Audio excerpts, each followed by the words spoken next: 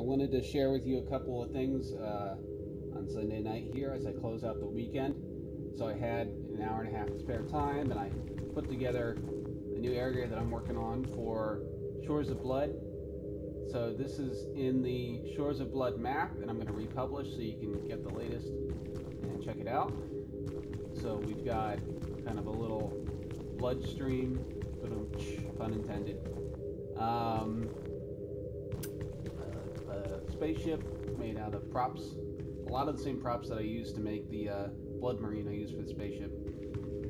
Here's a, like a satellite kind of a thing. Again, made out of the same props that I used to make the spaceship for the most part. And then here I'm going to have a temple sort of set up here. So I'm going to build a big temple behind these walls. Obviously, this is all very, very early stage. So the idea here is that from a story perspective, you start out, you kind of drop down from your spaceship from some kind of beam. It'll be like, you land on the ground. All sorts of demons get agitated and start attacking you. One of them hits your ship blows up, and it's gone. And now you're left on this bloody planet, pun intended again. So then you'll discover this little area right here. You'll get through the gates. Then there'll be a blood pool. Again, pun intended. You'll jump into that, swim through the blood, and surface near the beach, and get to the blood marine, and that'll be the end of the level. Nice little short intro map, and that will be that. So, the other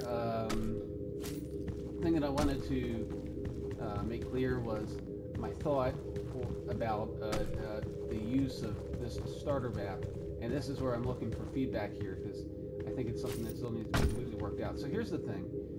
The effects themselves that were and are being programmed for this map in the grid rooms that are kind of off in space are pretty complicated, and also some of them need to be exactly the same from map to map.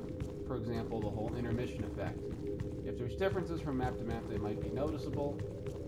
If there are differences and they're slight, maybe it won't matter, but I prefer for everything to just work as opposed to having to do a lot of changes after hand.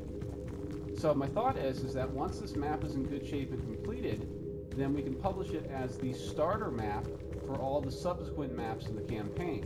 In other words, if you wanted to do map 2, you start with this map, you keep the logic chains and the that are in the grid rooms off in space that you want, and simply delete all the things that are rooms like this. And then you're left with a good starter map. Everything will match in terms of the effects and the intermission screen, and it'll be a good solid way to start the campaign. That's the thought, at least. So anyhow, let me know what you think about that as a plan to keep content consistent from map to map. If you disagree or agree, or you can think of a better way to do it, please let me know. Or if maybe we should just simply forego making the content consistent and allow or leave it up to the map authors themselves to make sure that things match, i.e. the blood marine. Because currently I think the challenge is that there's not a way to copy content from map to map. What you really have to do is start with a map and then just build with what's there. So if I can finish this level, use it as, and then trim everything out and use that as a starter pack, that I think would be the good way to go, which means that really the impetus is on me to finish this map as quickly as I can, which again is a challenge simply because I'm a busy man. But anyhow, let me know what you think. I'll log into Slack now and then. Again, I have a full-time job, desk job, so it's difficult for me to do that, but I hope to hear from you soon. Bye.